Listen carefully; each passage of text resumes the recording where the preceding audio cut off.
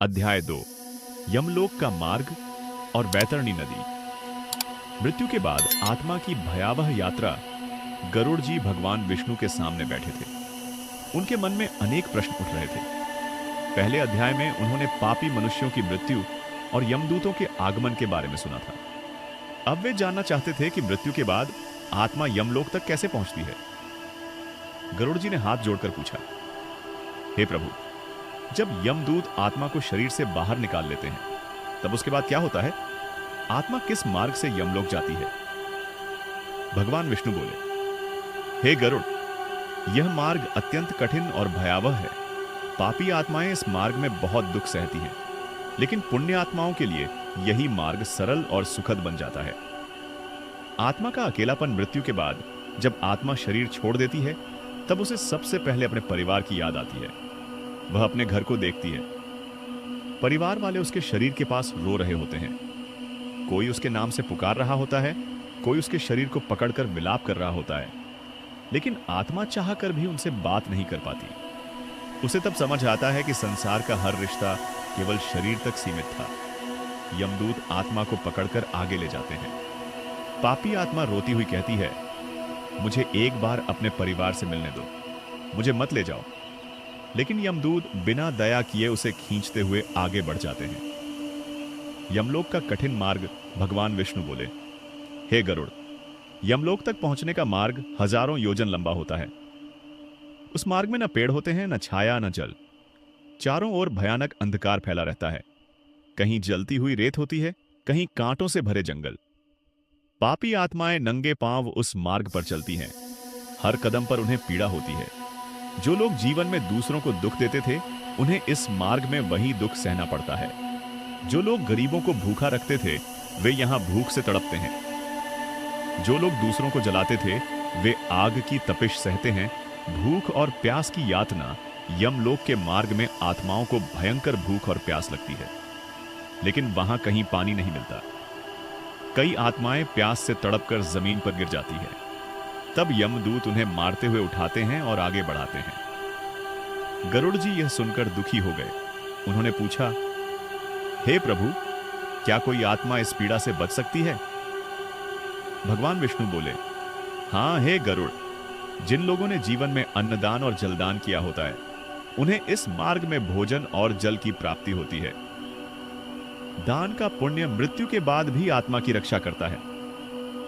डरावने जीव और अंधकार। भगवान विष्णु ने आगे कहा, यम मार्ग में अनेक भयानक जीव भी होते हैं। विशाल सांप, बिच्छू और हिंसक पशु आत्माओं को डराते हैं। कई स्थानों पर अंधकार इतना गहरा होता है कि आत्मा को कुछ दिखाई नहीं देता। तभी दूर से डरावनी चीखें सुनाई देती हैं। वे उन आत्माओं की आवाजें होती हैं जो अपने पापों का दंड भुगत रही होती हैं। पिंडदान का महत्व। गरुड़ जी ने पूछा, हे प्रभु, क्या परिवार वालों द्वारा किए गए कर्म मृत आत्मा की सहायता करते हैं? भगवान बोले, हां हे गरुड़, जब परिवार वाले श्रद्धा से पिंडदान और श्राद्ध करते हैं तब उससे आत्मा को शक्ति मिलती है। पिंडदान से आत्मा की भूख और प्यास शांत होती है। जो पुत्र अपने माता पिता का श्राद्ध करता है, वह उन्हें यम मार्ग की पीड़ा से राहत देता है। इसलिए हिंदू धर्म में श्राद्ध और पिंडदान को अत्यंत महत्वपूर्ण माना गया है। वैतरणी नदी का भयावह दृश्य। कुछ दूर आगे बढ़ने पर आत्मा वैतरणी नदी के पास पहुंचती है। गरुड़ जी ने पूछा, हे प्रभु, यह वैतरणी नदी कैसी होती है? भगवान विष्णु बोले, हे गरुड़, वैतरणी नदी अत्यंत भयावह है। उसका जल साफ नहीं होता। वह खून, गंदगी और दुर्गंध से भरी होती है। उसमें बड़े बड़े मगरमच्छ और भयानक जीव रहते हैं। पापी आत्माएं उस नदी को देखकर कांप उठती हैं। जब वे नदी पार करने का प्रयास करती हैं, तब नदी के जीव उन्हें काटते हैं। कई आत्माएं दर्द से चिल्लाने लगती हैं। गोदान का महत्व। भगवान विष्णु बोले, हे गरुड़, जो मनुष्य जीवन में गोदान करता है, उसे वैतरणी नदी पार करने में सहायता मिलती है। ऐसी आत्माओं के लिए एक दिव्य गाय प्रकट होती है। आत्मा उसकी पूंछ पकड़कर आसानी से नदी पार कर लेती है। लेकिन जिन्होंने कभी दान नहीं किया होता, उन्हें नदी में बहुत कष्ट सहना पड़ता है। पापी आत्माओं का पछतावा। वैतरणी नदी पार करते समय पापी आत्माएं रोती हैं।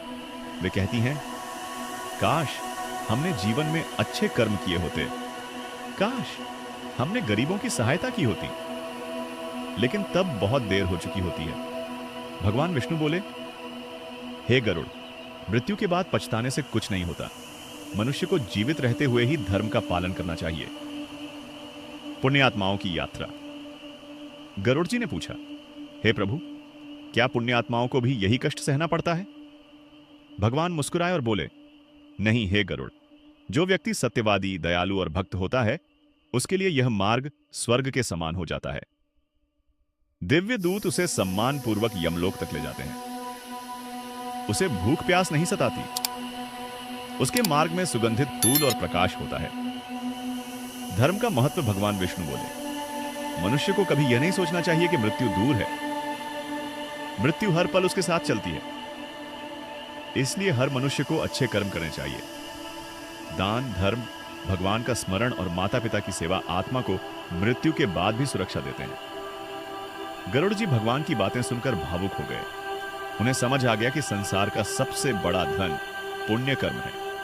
अध्याय 2 का संदेश, गरुड़ पुराण का। दूसरा अध्याय हमें यह शिक्षा देता है कि मृत्यु के बाद आत्मा को कठिन यात्रा करनी पड़ती है। दान और पुण्य आत्मा की रक्षा करते हैं। पिंडदान और श्राद्ध का विशेष महत्व आगे की कहानी सुनने के लिए अध्याय 3 देखें।